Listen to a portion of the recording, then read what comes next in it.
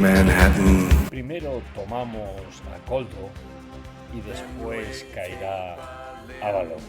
Hola, en el episodio de hoy vamos a profundizar en el caso Koldo y vamos a concluir, basándonos en el análisis racional, en datos y en hechos, que el que fuera todopoderoso ministro de Transportes y secretario de Organización del PSOE, Ábalos, tendrá que dimitir seguramente hoy mismo, si no mañana, como diputado.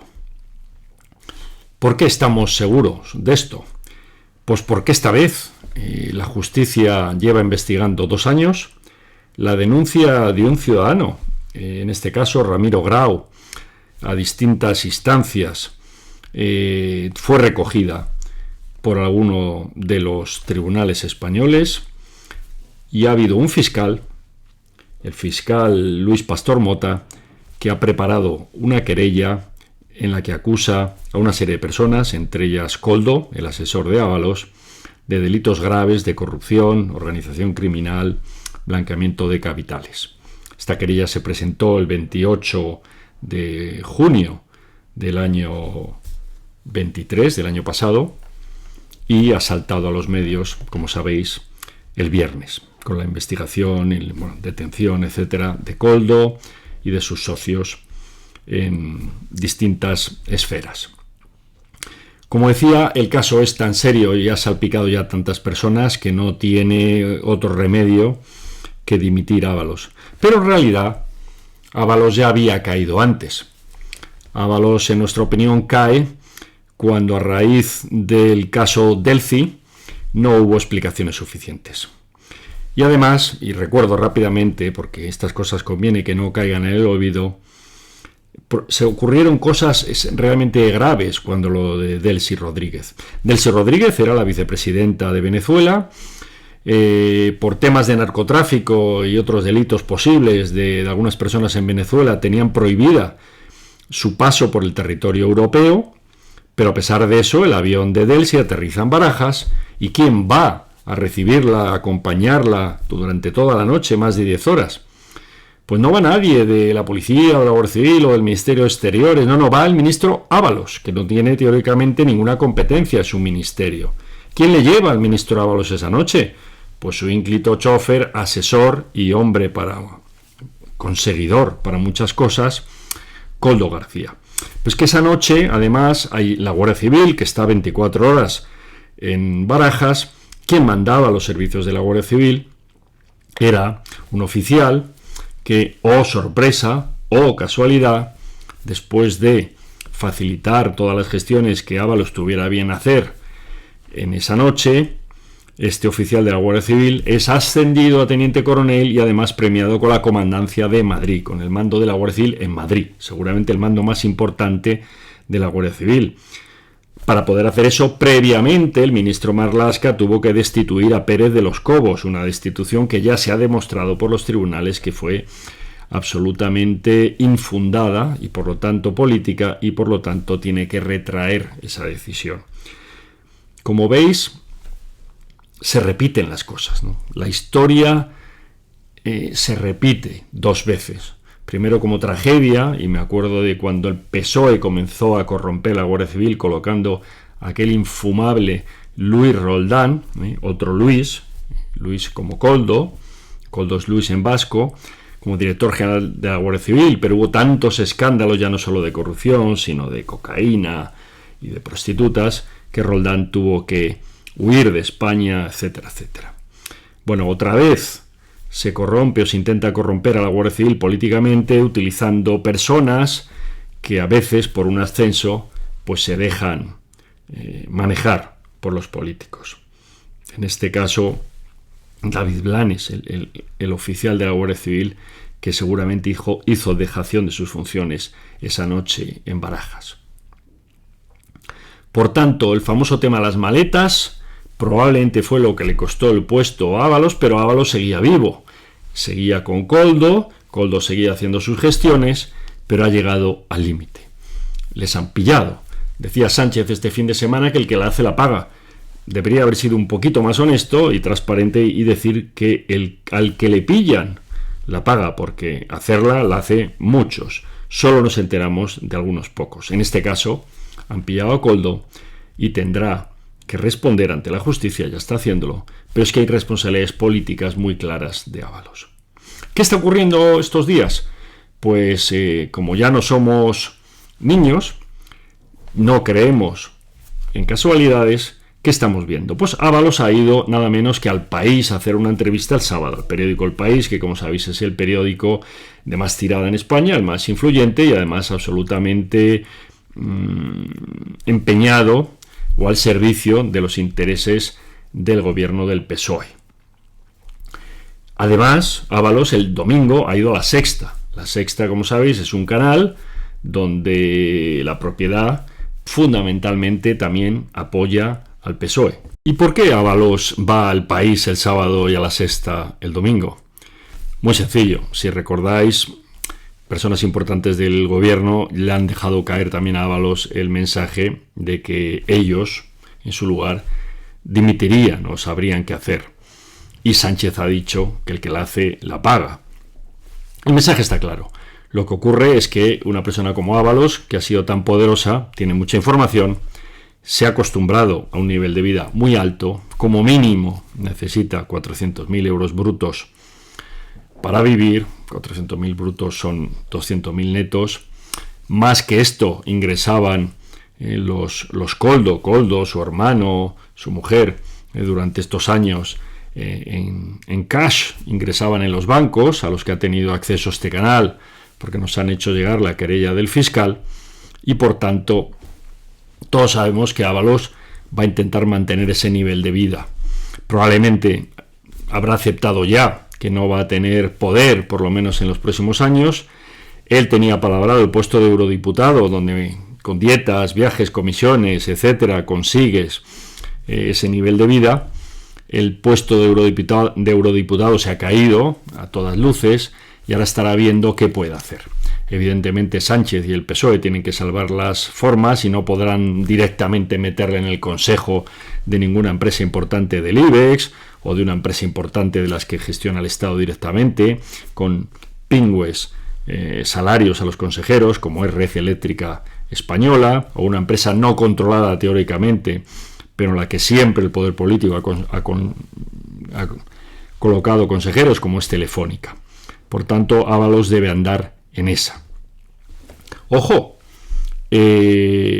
nos acusan muchas veces en los comentarios o nos felicitáis, pero cuando nos acusáis, unos me acusan de ser anti-Vox, otros de ser rojo, otros de ser pro-PP. Aquí insisto que este es un canal que intenta aplicar la razón a los datos y a los hechos que conseguimos. Y sobre esos datos objetivos, matemáticos a veces, siempre que podemos cuantitativos, y sobre esos hechos confirmados, irrefutables, elaboramos conclusiones racionales, no sentimentales. Y digo que esta corrupción insoportable, en este caso del PSOE, no es tan diferente de la del PP. Hay dos diferencias, sí, claro. La primera y la más importante a efectos políticos, que es que la corrupción del PP, la que se conoció, hizo caer al PP. Fue lo que motivó, después de muchos escándalos, la moción de censura y la caída de Mariano Rajoy, y después probablemente la pérdida de las elecciones del PP, o el hecho de que el PP no ha sido capaz de ganar suficientemente al PSOE en diputados en estas últimas elecciones. Pero claro, Sánchez y los gurús del PSOE, los que mandan, no van a permitir un nuevo caso Luis C. Fuerte en sus filas. Acordaros que Luis C. Fuerte era Mariano Rajoy hablando con Luis Bárcenas cuando le pillaron decenas de millones sin justificar en cuentas en Suiza. En este caso Koldo, que es otro Luis, pues el PSOE le dijo en su momento que era el fortachón del PSOE, ¿no? Cuando todo esto no se sabía. Ahora evidentemente es un hombre caído, pero su caída no es suficiente, va a arrastrar como mínimo a Ábalos. La otra gran diferencia entre la corrupción del PSOE y la corrupción del PP es el estilo, el talante, que diría ZP. El estilo y el talante del PSOE en este caso es muy, muy cutre.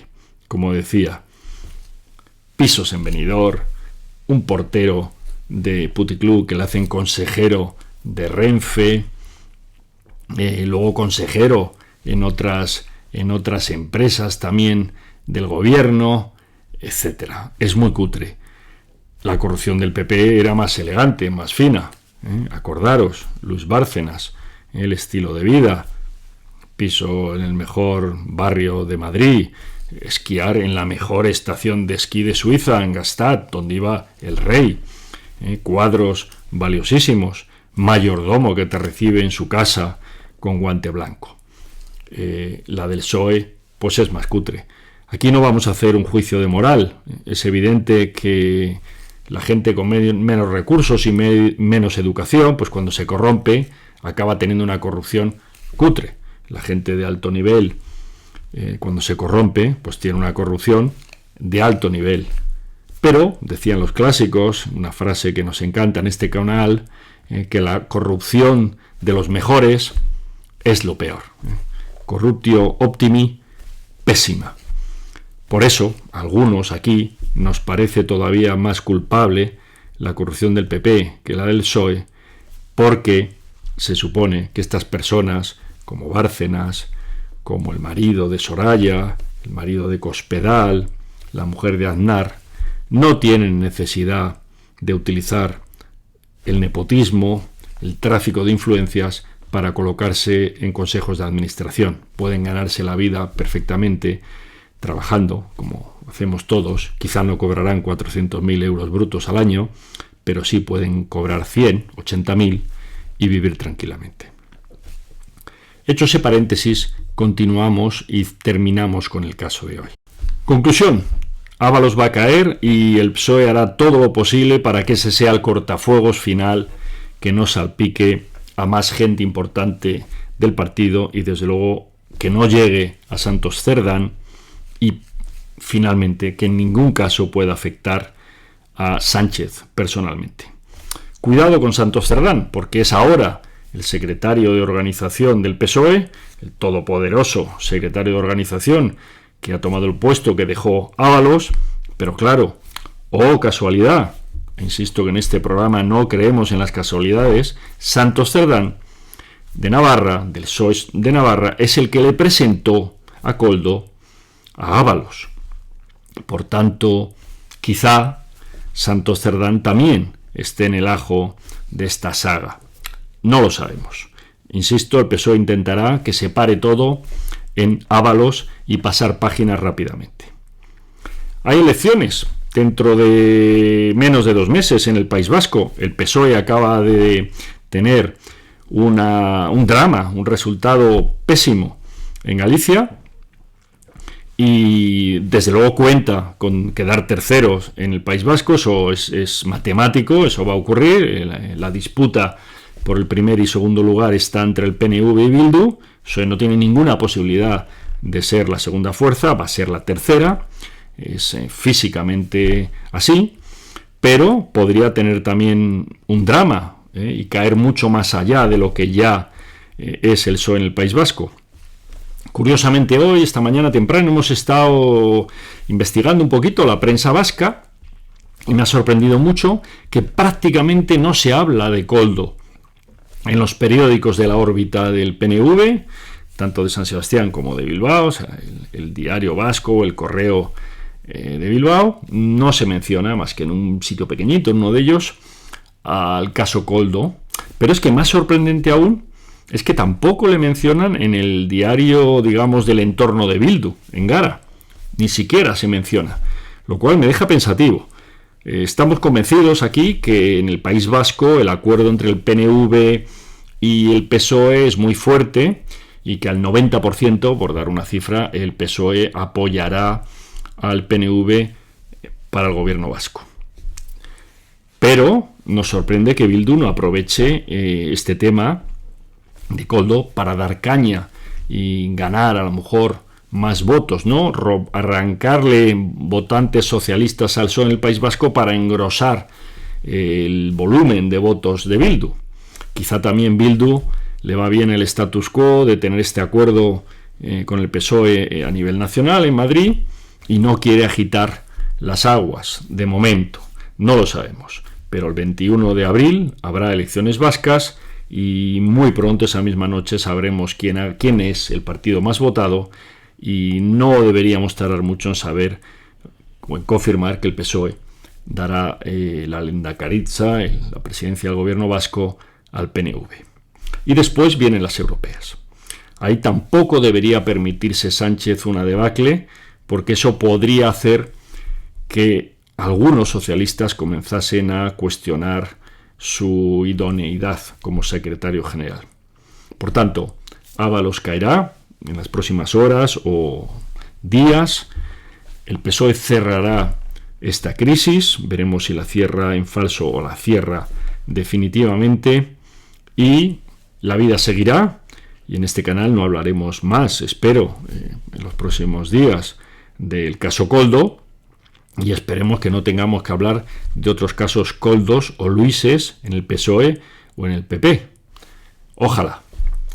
Si os ha gustado el canal de hoy, aquí tenéis la dirección. Encantados de que os suscribáis, que le deis al like y que compartáis con vuestros contactos.